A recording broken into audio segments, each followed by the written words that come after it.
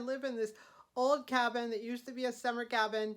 It is very old, it is not insulated, and there's a lot that still needs to be done here. So much as I love the area and much as I love everything about my life here, there are certain things which make it a little more challenging, and one of those is keeping warm in the winter. Now, I've been trying to get this accomplished for this is the sixth, I think the fifth or sixth winter I've been here, and I have tried to get this accomplished every year, and I think I may have cracked the code this year with placement of furniture, placement of heaters, all sorts of, I guess, tweaks you could say that I've done. I know that my PG&E bill has been lower this year every single month that it has been in years. I have been helped by the fact it has not been a particularly cold winter like last year, but it is still cold. So I'm going to show you what I do around the house to make this happen. I'm basically living in two rooms at this point, the living room and the bedroom. So I only heat the living room, and I'm going to show you how I do that. I have this radiator here I got for 50 bucks at Walmart at the beginning of the winter, and when I get up in the morning I turn it on to high and leave it on pretty much all day. If it's super cold and I need a little bit more backup, I will turn this one on. It goes right by my feet here at the little sofa I have, and it will help kind of jumpstart the morning. As you may have figured out, I only heat the house now during the day and during my wake hours. So the bedroom, which is generally very cold, I have some strategies for making that nice too.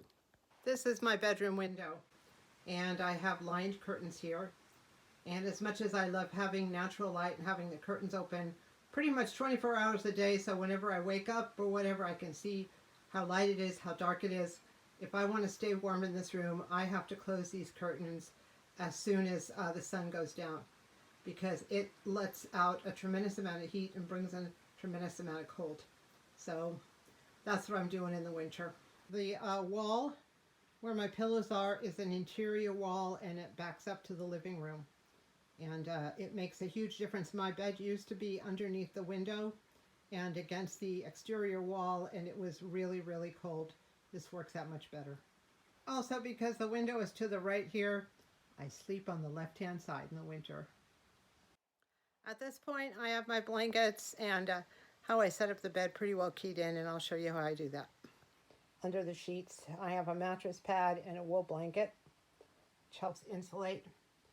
I have flannel sheets, top and bottom.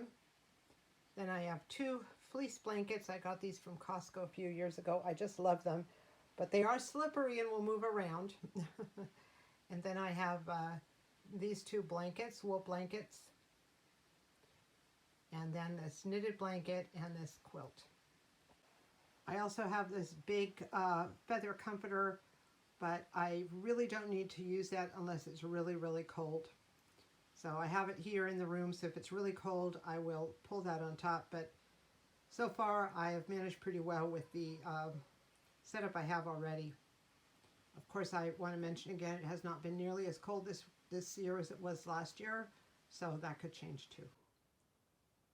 During my waking hours, I keep the door between the living room and the bedroom closed and basically just heat the living room.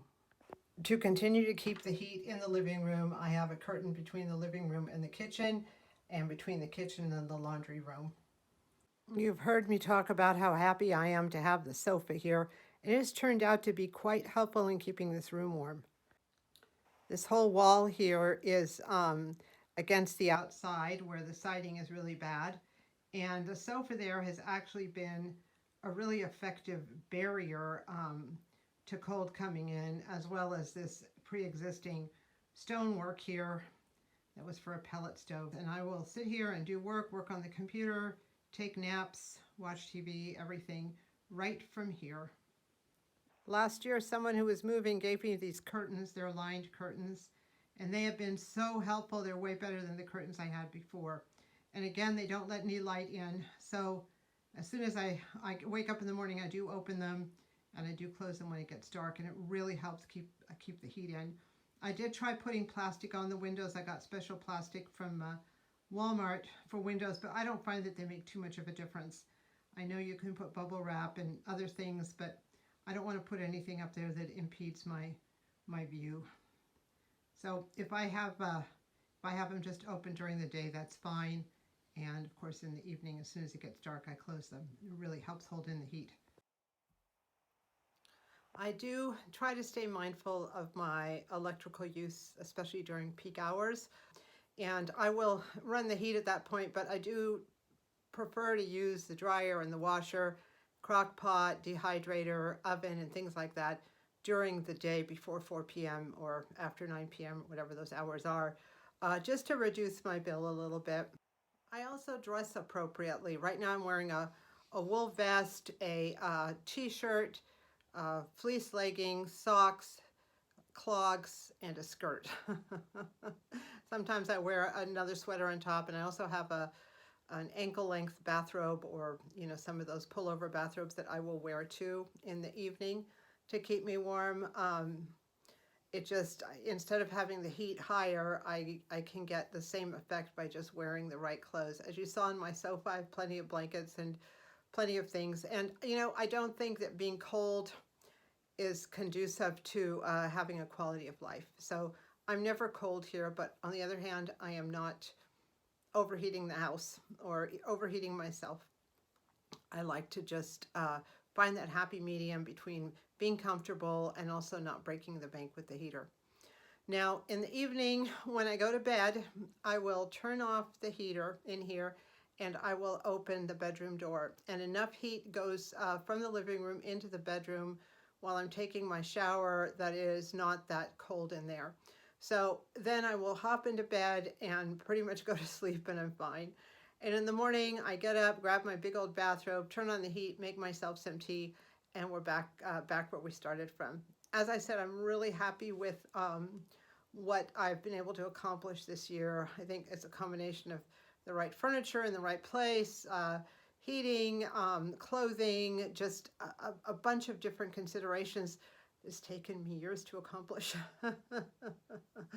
But it's certainly worth it because I'm seeing the results of my PG&E bills and also having a nice, comfortable quality of life here.